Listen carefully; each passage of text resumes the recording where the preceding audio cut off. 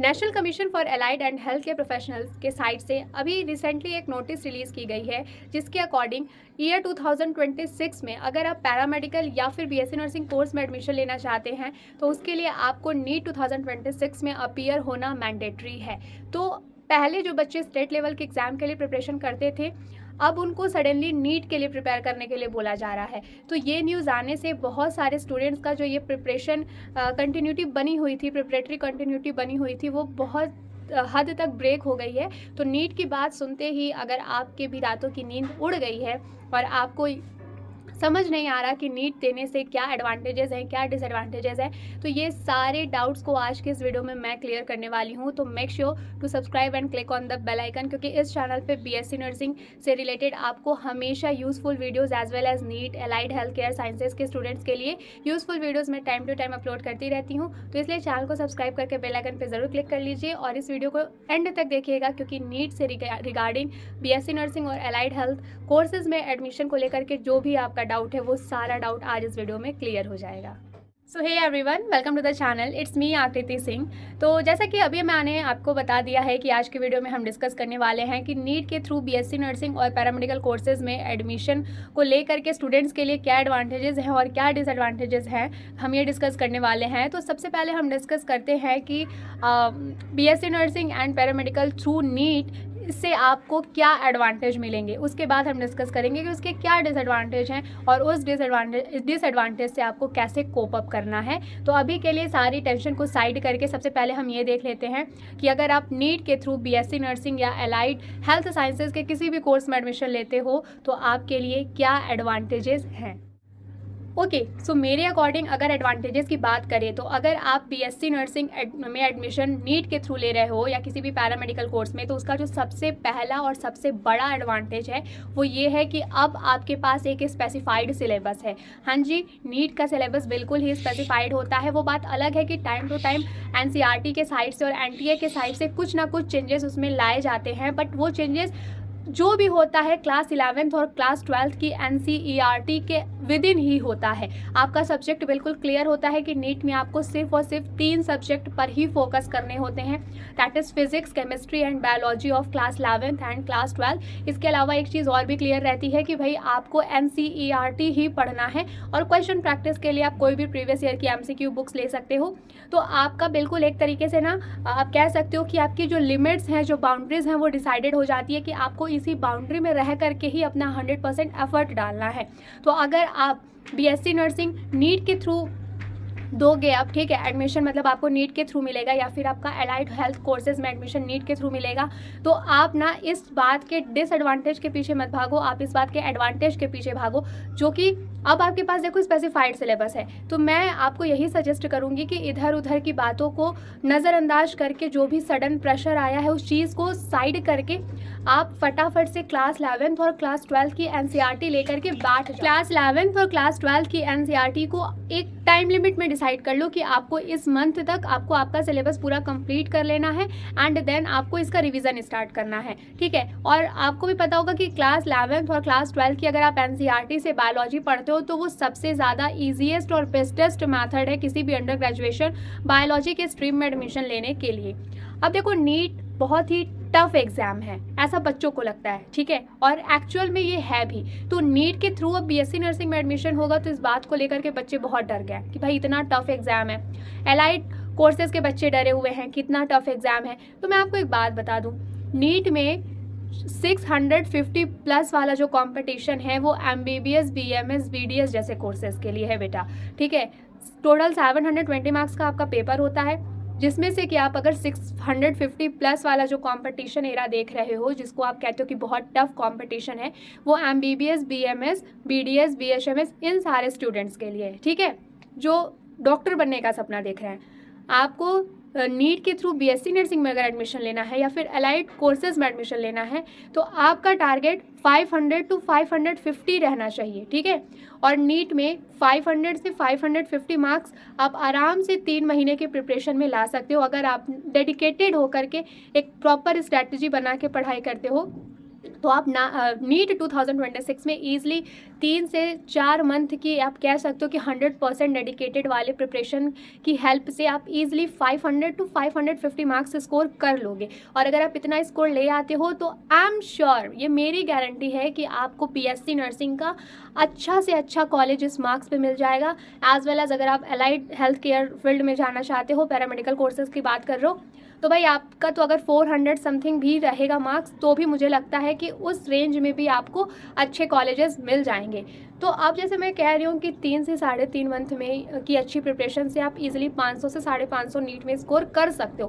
तो भाई मैं ये किस बेसिस पे कह रही हूँ, अब मैं आपको थोड़ा सा ये भी बता देती हूँ, वरना आप कहोगे कि सिर्फ एडवांटेजेस बोले जा रही है, बट कभी करो तो समझ में आए। तो मैं बताती हूँ आपको कि 3 मंथ के प्रिपरेशन में आप इजीली 500 तक कैसे स्कोर कर सकते हो। Okay, so my dear students, अब हम बात करते हैं कि 3 मंथ की प्रिपरेशन में आप नीट जैसे टफेस्ट एग्जाम में 500 से 550 तक स्कोर कैसे टारगेट कर सकते हो। तो भाई देखो, सबसे पहले ना हम नीट के पैटर्न को थोड़ा समझते हैं। तो नीट आपका टोटल 720 मार्क्स का पेपर होगा, ठीक है, जिसमें से आपका 360 मार्क्स अकेले जो वेटेज होता है वो आपके बायोलॉजी के हाथों में होता है। बायोलॉजी का सेक्शन आपका 360 मार्क्स का आता है, जिसमें आपके 90 क्वेश्चन होते हैं, ठीक है। इसके अलावा अगर हम फिजिक्स और केमिस्ट्री की बात करें तो वो 45 क्वेश्चन्स होते हैं उसमें, ओके। तो आपको अभी सबसे ज़्यादा वेटेज वाले अगर हम पोर्शन की बात करें तो दैट इज़ बायोलॉजी, ठीक है। क्लास 11 और क्लास 12 की बायोलॉजी की सिर्फ NCERT आपको पढ़नी है। उसका एक बहुत ही सिंपल सा ट्रिक है। देखो, आज के टाइम में ना हर कोई पहले अपना प्रॉफिट सोचता है, फिर किसी और का प्रॉफिट सोचता है, बट स्टिल इस सिचुएशन में भी, इस एरा में भी, इस सिनेरियो में भी यूट्यूब पे अभी आपको बहुत सारी ऐसी 1 शॉट वीडियोस मिल जाएंगी जिससे आप अपना एक क्विक ओवरव्यू पूरी NCERT का ले सकते हो। उसके बाद जब आप NCERT की बुक रीड करोगे तो 1 मंथ में आपका बायोलॉजी का सिलेबस कंप्लीट हो जाएगा। जैसे मैं आपको एग्जांपल दूँ, अगर आप क्लास 11 बायोलॉजी 1 शॉट ऐसे करके यूट्यूब पे सर्च करोगे तो आपको आई थिंक अराउंड 15 आवर की एक वीडियो मिलेगी। 1 शॉट वीडियो है जो कि PW फैकल्टी के साइट से है। उस वीडियो में आपको क्या मिल जाएगा, पूरा क्लास 11 की बायोलॉजी का 1 शॉट मिल जाएगा वीडियो, ठीक है। हर एक चैप्टर में सारे इंपॉर्टेंट पॉइंट्स, आप एक प्रॉपर नोट्स बना लोगे। उसके बाद आप आराम से NCERT एक बार पूरी रीड करोगे, देन उस नोट्स को मल्टीपल टाइम्स रिवाइज करोगे तो आपका क्लास 11 मान के चलो 15 दिन में पोर्शन, आप अगर इस तरीके से डेडिकेशन के साथ पढ़ते हो, लाइक 15 घंटे की वीडियो आपने 5-5 घंटे करके 3 दिन में कंप्लीट कर ली, एंड देन आपने NCERT 2 से 4 बार ही पढ़ लिया, क्योंकि भाई आपने एक बार लेक्चर देख लिया है तो आपको चैप्टर्स को रीड करने के लिए आई थिंक 2 से 3 दिन मैक्सिमम है, क्योंकि हमारे पास टाइम कम है ना। और बायोलॉजी आप अब तक BSc नर्सिंग के लिए अगर प्रिपरेशन कर भी रहे थे तो इट इज़ ऑब्वियस कि भाई आप बायोलॉजी तो पढ़ ही रहे होगे, ठीक है। तो ऐसा तो है नहीं कि आपको सब कुछ जीरो से पढ़ना है, बस ये कि आपको थोड़ा सा ज़्यादा सिस्टमैटिक तरीके से पढ़ना है। तो आपको सबसे पहले लेक्चर देख लेना है, 1 शॉट लेक्चर देखना है। उसके बाद उस लेक्चर को देख करके जो आपने नोट्स बनाए हैं उस नोट्स को प्रॉपर प्रिपेयर करके थोड़ा सा साइड में रख दो, एंड देन आप 3-4 बार या फिर कह लो कि 3 से 4 दिन तक या 5 दिन तक NCERT पढ़ लो क्लास 11 की, ठीक है। उसके बाद नेक्स्ट 5 डेज़ में जो आपने नोट्स बनाई है या NCERT में जो भी आपको मिसिंग पॉइंट्स मिले हैं जो नोट्स में नहीं ऐड था, वो सारी चीज़ों को अब एक बार अच्छे से रिवाइज कर लो मल्टीपल टाइम्स, ठीक है। तो 15 दिन में इस तरीके से आपका क्लास 11 का सिलेबस आप कह सकते हो 70 to 75% तक कंप्लीट हो जाएगा। फिर सेम प्रोसेस आपको क्लास 12 की बायोलॉजी को भी कवर करने में करना है। पहले आपको 1 शॉट वीडियो देखनी है, उस वीडियो को देख करके आपको नोट्स बनाना है, एंड देन आपको NCERT रीड करनी है। तो फिर पूरा 1 मंथ का जो टाइम पीरियड है आपको सिर्फ और सिर्फ बायोलॉजी के लिए देना है, ठीक है। उसके बाद इसी टाइम ड्यूरेशन में से आपको थोड़ा थोड़ा टाइम मैनेज करके PYQs भी सॉल्व करने हैं पूरे। आप PYQs के लिए अब जब भी बहुत सारे शॉपिंग ऐप होते हैं जहाँ पे आप प्रीवियस ईयर के क्वेश्चंस डालोगे, प्रीवियस ईयर के क्वेश्चन बैंक डालोगे नीट की, तो आपको बहुत सारी बुक सजेस्ट, मतलब उस लिस्ट में बहुत सारी बुक्स आपको दिख जाएंगी। तो आप अपने बजट के हिसाब से देख लो, रिव्यूज़ वगैरह देख लो कि कौन सी बुक आपके लिए परफेक्ट है, ठीक है। तो आपको प्रीवियस ईयर के क्वेश्चन सॉल्व करने हैं, NCERT का 1 शॉट देखना है। एक बार दोबारा से सीक्वेंस में बता देती हूँ। सबसे पहले NCERT का 1 शॉट देखना है, उस 1 शॉट को देखते देखते आपको अपनी नोट्स भी प्रिपेयर करनी है, एंड देन उसके बाद आपको NCERT रीड करना है, फिर नोट्स रिवाइज कर लेना है, एंड देन आपको जब आप 12th का प्रिपरेशन स्टार्ट करोगे तो आपको थोड़ा थोड़ा टाइम निकाल करके 11th की जो चीज़ें आपने तैयार करी है उसका आपको प्रीवियस ईयर क्वेश्चन सॉल्व करते चलना है। देन 12th का कंप्लीट करके 12th का भी प्रीवियस ईयर क्वेश्चन सॉल्व करते चलना है। तो आप मान के चलो कि एक मंथ में अगर पूरे डेडिकेटेड होकर के आपने बायोलॉजी पढ़ ली तो हाँ भाई, बायोलॉजी का सिलेबस एक मंथ में कंप्लीट हो सकता है। और अगर आप बायोलॉजी इतनी अच्छे से पढ़ लोगे और उसमें अगर आपका 350 मार्क्स भी मैं कंसीडर करूँ, ठीक है, तो अगर अच्छे से पढ़ोगे तो 350 नंबर नीट के बायोलॉजी सेक्शन में लाना आसान है, अगर दिमाग लगा के अच्छे से पढ़ते हो, सारे एग्जाम्पल्स याद करते हो तो। ठीक है, अब बात करते हैं फिजिक्स और केमिस्ट्री की। ओके, सो बायोलॉजी डिस्कस करने के बाद अब हम थोड़ा सा केमिस्ट्री और फिजिक्स को डिस्कस कर लेते हैं कि नीट के थ्रू अगर आप बीएससी नर्सिंग या अलाइड हेल्थ कोर्सेज में एडमिशन लेना चाहते हो तो उसके लिए आपको फिजिक्स और केमिस्ट्री कैसे पढ़ना है। बट उसके पहले मैं आपको थोड़ी सी एक छोटी सी बात कहना चाहती हूँ कि इस वीडियो में जब मैं रिकॉर्ड कर रही हूँ तो इस टाइम पे भाई बहुत ही कंजेशन है, ठीक है, तो उसकी वजह से शायद मेरे कुछ वर्ड्स आपको क्लियर ना हो रहा हो। तो अगर इस वीडियो को देखने के बाद भी आपके मन में कोई डाउट रह जाता है तो आप स्क्रीन पे देखे कॉन्टैक्ट नंबर के थ्रू मुझसे कॉन्टैक्ट कर सकते हो। इसके अलावा अगर आपको नीट का कोई नोट्स परचेस करना है, वन शॉट नोट्स, या फिर आपको बीएससी नर्सिंग का सेमेस्टर वाइज नोट्स परचेस करना है तो उसके लिए भी आप स्क्रीन पे देखे कॉन्टैक्ट नंबर के थ्रू मुझसे कॉन्टैक्ट कर सकते हो। ठीक है, तो अभी के लिए हम फिजिक्स और केमिस्ट्री की बात करें तो देखो, जैसा कि मैंने आपको वीडियो के मिड में ही मैंने बताया था कि 650 प्लस वाला जो कंपटीशन है वो एमबीबीएस, बीएमएस, बीडीएस, बीएचएमएस के स्टूडेंट्स के लिए है। अगर आपको बीएससी नर्सिंग या अलाइड हेल्थ कोर्सेज में एडमिशन लेना है तो आपको 500 नंबर तक भी अगर आप ले आते हो तो भी आपको कॉलेज मिल जाएगा। ठीक है, तो अब मैं अगर आपको एक बात बताऊँ, आपका 45 क्वेश्चन आएगा केमिस्ट्री में, 45 क्वेश्चन आएगा फिजिक्स में। आपको केमिस्ट्री में 30 क्वेश्चंस ही टारगेट रखने हैं। 30 क्वेश्चन का अगर आप टारगेट रखोगे वो आपका ऑर्गेनिक केमिस्ट्री और इनऑर्गेनिक केमिस्ट्री पढ़ के 30 क्वेश्चन तक आप कर सकते हो। ठीक है, 30 क्वेश्चन तक आप कर सकते हो ऑर्गेनिक और इनऑर्गेनिक का पढ़ के। इसके बाद अगर हम फिजिक्स की बात करें तो फिजिक्स में अगर आप 20 क्वेश्चन भी अच्छे से तैयार कर लेते हो, पूरा प्रीवियस ईयर रिवाइज कर लोगे, मान लो आप मैक्सिमम 7 ईयर्स के अगर प्रीवियस ईयर अच्छे से पढ़ लेते हो, सभी क्लास 12 के सारे चैप्टर्स को ले लो।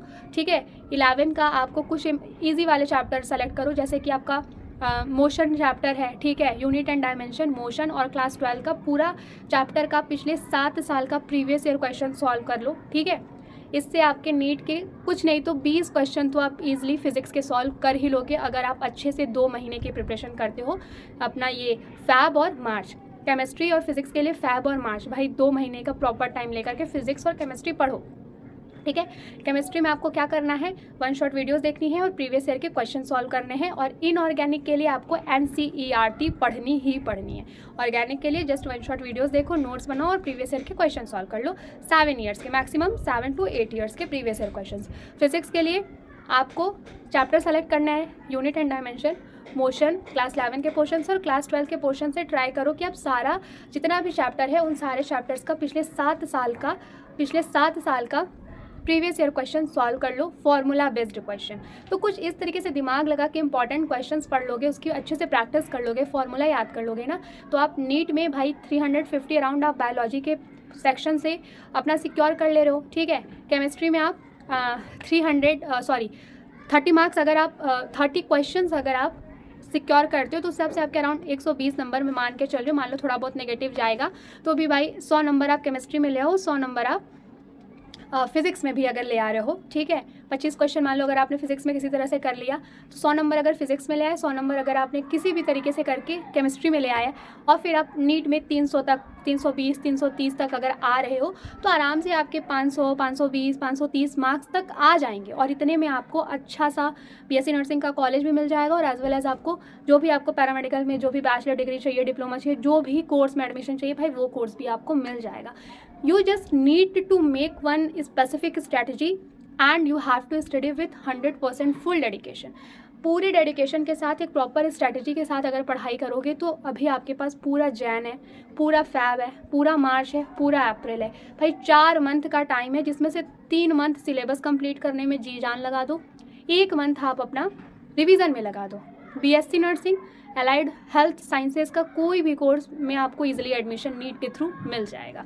तो once again I am repeating, NEET के थ्रू अब एडमिशन होगा, इस बात के डिसएडवांटेजेस के बारे में ज़्यादा मत सोचना, इस बात के एडवांटेजेस के बारे में सोचो और अपनी प्रिपरेशन स्टार्ट कर दो। बट जैसा कि मैंने आपको बताया है कि इस वीडियो में हम एडवांटेजेस और डिसएडवांटेजेस दोनों डिस्कस करेंगे।